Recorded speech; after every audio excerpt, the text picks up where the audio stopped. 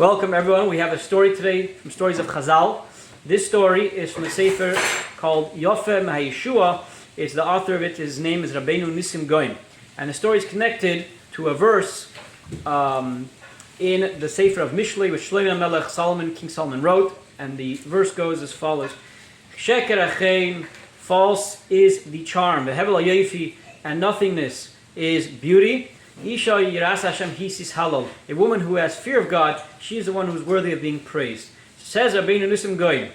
He says, women who actually have these traits, which Shlomo Melech is praising in this pasuk, a woman who has fear of God. Such a woman should stick to her path, strengthen her path, and even make sure that other women learn from her ways, so that they don't end up being the type of woman Shlomo Melech referred to in his other book, Koheles, as follows. The verse over there says, Adam be'elef matzasi, a man, human amongst 1,000 I found, v'isho chal eila matzasi, but a woman amongst these, in other words, amongst these 1,000, I could not find to be human.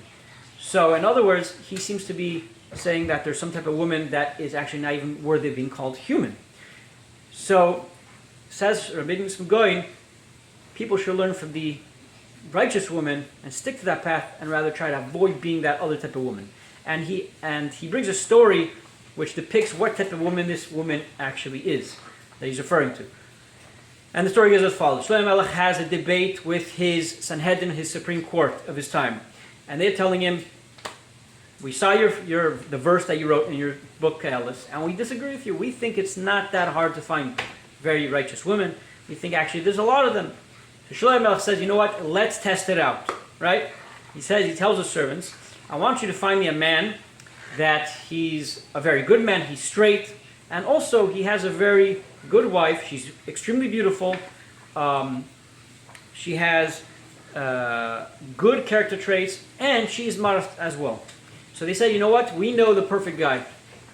We'll call him Shmerel for now." So Shmerel, he said, "We know Shmerel has these traits, exactly what you're looking for." So Shlomo Melech says, "Of course, right away, ASAP, bring him over here, rush him over here." So this guy comes in, and Shlomo Melech tells him like this. He says that, "I heard about you, that you're very strong, you have strong character traits." He says, "You're very wise, very, very intelligent, and I want you to marry my daughter. And not just that, but I will give you such a powerful position in my kingdom. This is an opportunity you cannot really pass up." So this guy responds, he says, "Who am I? Me, my family, we're nothing. Why would you want to marry your daughter off to me?" So Shlomo Melech tells him like this. He says, "Wow, now you really added even more things for me to want you to marry my daughter." He says, "You're even humble, even great, even better." So the guy says, so Shlomo Melech says, "However, there's one thing that I need from you. I need you to kill your wife, cut her head off, and bring it to me." So the guy accepted it, and he went home. On the way home, he had a massive internal dilemma over here. How did he even accept this? Is he actually going to do this? This is crazy. This is insane. So when he gets home, his wife sees him. He looks extremely troubled, and she says, "Why are you so troubled? What's going on?" So he says, "My heart. I'm not feeling well. So I'm just, take it easy."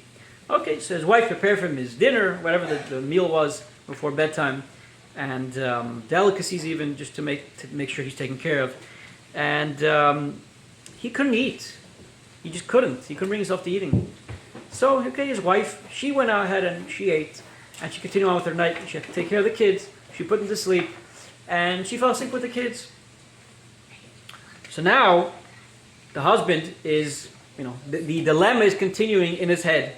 And he is questioning himself. He's thinking in his thoughts, how am I going to do this massive sin? So this guy is meanwhile having this internal dilemma. And he's thinking to himself, he's imagining himself how great of a position he's going to be in, with all this glory from the king. But at the same, so he gets up with that in mind. He gets up, and that's it. He pulls out the sword, and he's ready to chop off her head. And then he sees, but right away, what hits him? He sees his wife sleeping with the kids, one kid in her arm, one kid on her chest. The little baby fell asleep on her. And, then he tells himself, how could I kill my wife and my children? I'm going to lose El Mazeh, I'm going to lose El Mabo. But the king, even though he promised me something, who says he'll keep to it? He's not Hashem, he's not God. So he sat back down in his place. And then back and forth, the story, the way the nissim writes, he said thousands, 10,000s of thoughts are just flowing through his mind. And he gets up again, pulls his sword out of his sheath, and he's coming close to his wife again. He's ready to do it. But then all of a sudden he sees that, this is just what hit him, that all of a sudden the cloth on her hair fell off. So he's able to see her hair, I guess to see her now in her beauty. And then again he sees the child that now is actually, she's breastfeeding as well. So the child is feeding from the mother, this baby. How could you have such cruelty, seeing such a thing? So he had his mercy at that point, and he's like, you know what, I cannot do this sefer. It's this is such a terrible thing. He said, forget the honor and respect that the king's going to give me. Everything's nothing. This is worthless. So you know what? He just went to sleep. Okay, so the next day, in the morning, the ministers of the king, the messengers of the king, brought this guy over back to the king, and he comes to the king. The king says, what happened? So he told him everything that happened last night. And he told him, so Shlomo tells him, go back home, run back home, get out of here. I told you I'm going to give you respect and everything. You don't want it? Go. Leave. Stay tuned for part 2.